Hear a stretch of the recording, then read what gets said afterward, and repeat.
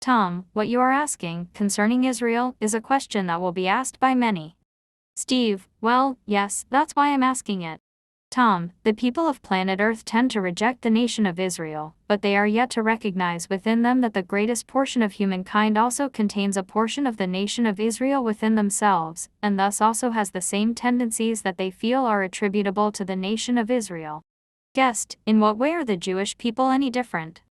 Is there something special about their relationship to the land of Israel? Tom, those of the nation of Israel came to planet Earth many thousands of years ago. They came to evolve your planet Earth, and in their genetics they know their choosing, and they relate closely to the Creator, for the memory is coming from their innermost. But what this in actuality means is that they have a great responsibility, for they have an ability to elevate planet Earth into a collective consciousness that may bring all people into their proper places, so that planet Earth may then fulfill unity in the universe. They are a people that have great energies, that have great ability in their genetics. The people of Israel also have the ability to bring into existence with their minds all that they desire, but also all that they fear. Israel is a microcosm of Earth, and as the nation of Israel is affected, so is the planet. Guest, how can Jews elevate the planet? I didn't quite understand. Tom, the nation of Israel has within it powers that can release in humankind all that is buried, all that may be brought forth into light.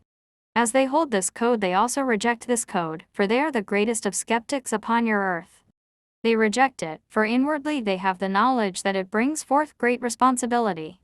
The minds of the people of Israel have an energy such that what they fear they create for themselves, and what they project in positivity they bring into reality. Everyone on planet Earth, in their creation of thought, can bring it to fruition, but in the nation of Israel this is magnified and can thus create, if the thoughts are emotional or lacking clarity, imbalance within your planet Earth. Yes. John, what would you recommend to the people of Israel? What could help in their job, both for themselves and for others? Tom, the most important aspect is to understand that the universe is with them. By their thinking they do not permit it to flow into them. When there is dissension within, it creates greater dissension without. It is time for all to come together in understanding each other, and when we say this we mean all the tribes within the nation of Israel. When Israeli people fear, creating a situation in which they feel all the world against them, then they bring that into their reality. The error of the nation of Israel is that they accept their specialness without taking responsibility. People who are not Hebrew are in a difficult situation to tell them they are not special, and to get them off their backsides. They need to understand the overcoming of apathy. They need the information and knowledge that no one will do it for them, even Jehovah, and that they must do it themselves, particularly because they have the ability to do it.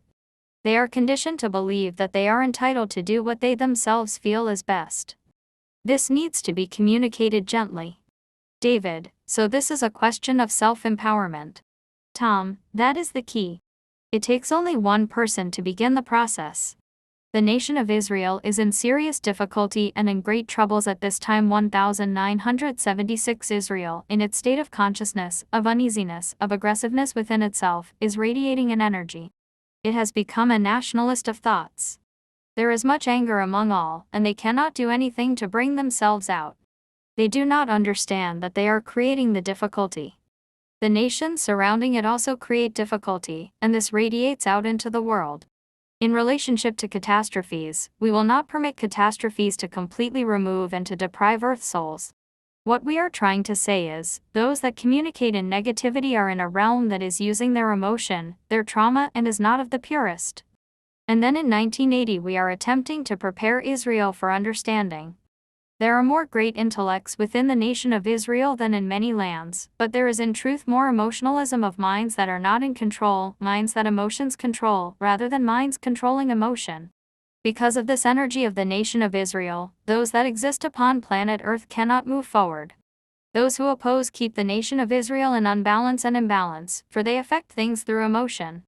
The ego of those that exist in the nation of Israel is not in balance, their emotion controls their mind. It is with great sadness that we say this, for if they attempt to learn and do control their mind, then they may move the nation of Israel into the highest realm. Hoovids must learn to cultivate detachment from their emotions, so those of the opposition cannot use them. For the opposition are parasites of mind that would like to control, disrupt, destroy. They have done that to the nation of Israel. The people of Israel are controlled by their emotions. Their emotions are controlled by those that oppose, for they live on that energy. This nation of intellectual genius has given that genius away.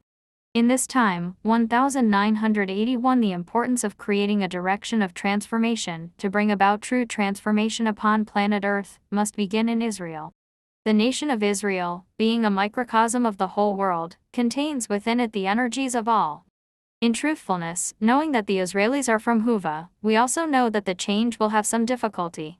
We underestimated the intensity of the effective density on the peoples of planet Earth, and of the fears of those upon it, brought about by the others. Therefore there has been the greatest of delay. We also had the hope that the Hoovids would understand their purpose within their core, and would begin Earth's transformation.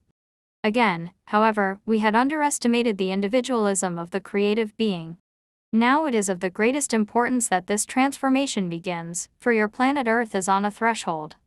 And in attaining and reaching the energies of this nation of Israel, which is a representation of Earth, the unbottlenecking of the bottleneck begins. Israel, how does Jehovah look at the situation at this point? Tom, with the greatest of tears for his nation, the nation of Israel in there. May we explain a situation? The nation of Israel makes judgment on what is important or not important for their self-image in the world.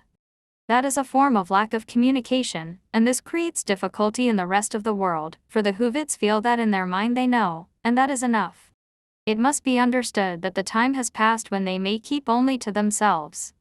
It is important that communication not be judgmental of what is important and not, for all peoples are different, and all peoples have a need to understand other peoples. This is the biggest difficulty, for because of the lack of communication, those outside Israel then think that the Israeli nation considers them to be inferior. The peoples of the world have only one way of understanding each other, and that is through communication. As the nations of the continent of Europe are unifying, so then know in truth that the nations of other continents may also unify. And to a group of meditators in 1990, focus your attention for the unification of other arenas also, and keep foremost in your mind the understanding that the nation of Israel is a microcosm for planet Earth. What is important is energy for the integration of wholeness and completion. To bring peace between the children of Abraham, for Ishmael is from Abraham also. John, you implied once that it might be important for the Jewish people to come to a recognition of who Jesus was.